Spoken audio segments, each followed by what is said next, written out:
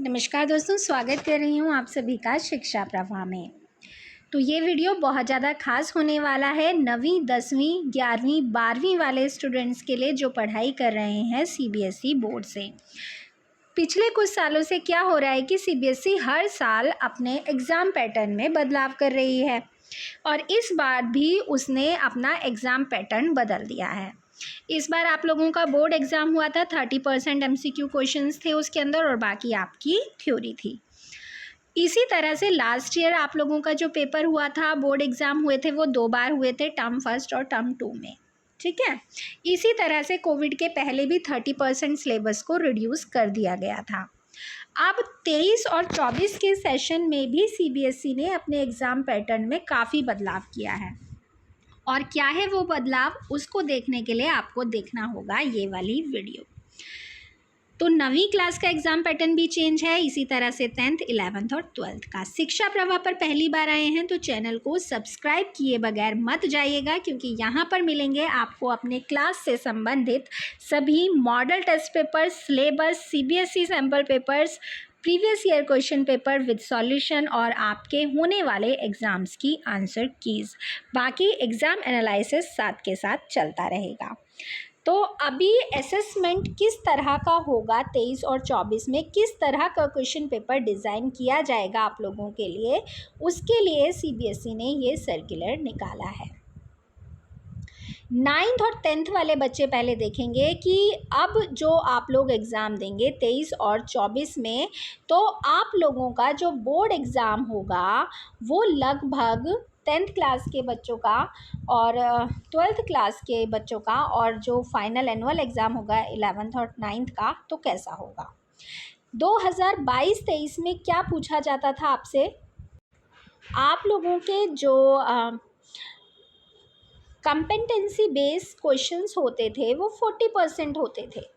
ठीक है, 23-24 में, यानी कि जो केस बेस्ड स्टडी पे होते थे या जिनको हम बोल देते हैं लगभग एमसीक्यू वाले जो क्वेश्चन होते थे वो आपके 40% होते थे 9th 10th क्लास में। 20% क्वेश्चन आपके फिर ऑब्जेक्टिव क्वेश्चंस होते थे। ठीक है, और बाकी के जो 40% क्वेश्चंस होते थे वो शॉर्ट आंसर या लॉन्ग आंसर जिनके अंदर आपको लिखना पड़ता था वो होते थे। अब जब आपका एकेडमिक सेशन आ जाएगा 23-24, तो आपके जो एमसीक्यू बेस्ड क्वेश्चन है उनकी डिमांड बढ़ जाएगी, उनकी संख्या बढ़ जाएगी। 50% क्वेश्चंस आपसे एमसीक्यू बेस्ड पूछे जाएंगे और बाकी के 20% क्वेश्चंस भी आपके रेस्पॉन्स यानी कि ऑप्शन बेस ही होंगे। लगभग 70% पेपर आपका टिक मार्क के लिए आएगा, यानी कि ऑप्शंस सेलेक्ट करने के लिए आएगा, और मात्र 30% जो पेपर होगा वो आएगा आपका short and long answer base. ठीक है, ये चेंजेस तो हुए हैं 2022-23 और 23-24 में 9th और 10th क्लास में। इसी तरह से 11th और 12th में भी चेंज हुआ है। 11th और 12th में पहले 30% क्वेश्चन आ गए एमसीक्यू बेस और बाकी ऑब्जेक्टिव आ गए 20, जिसमें केस हिस्ट्री वगैरह आ गई।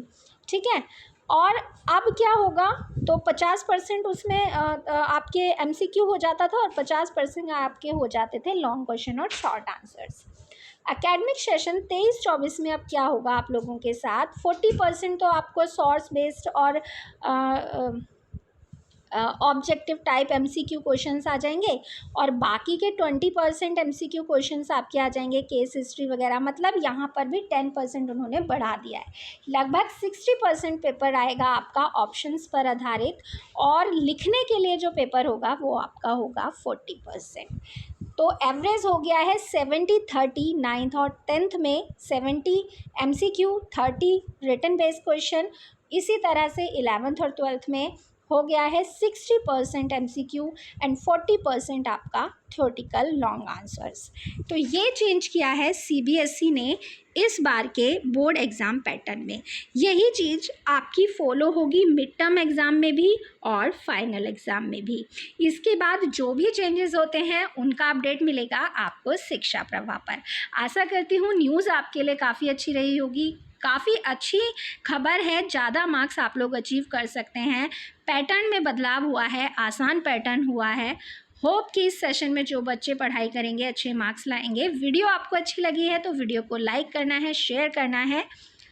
चैनल अगर सब्सक्राइब नहीं किया है तो चैनल भी सब्सक्राइब ज़रूर करना है इसी तरह की और अपडेट्स के लिए। तो thanks for watching guys, bye bye, मिलते हैं नेक्स्ट वीडियो में।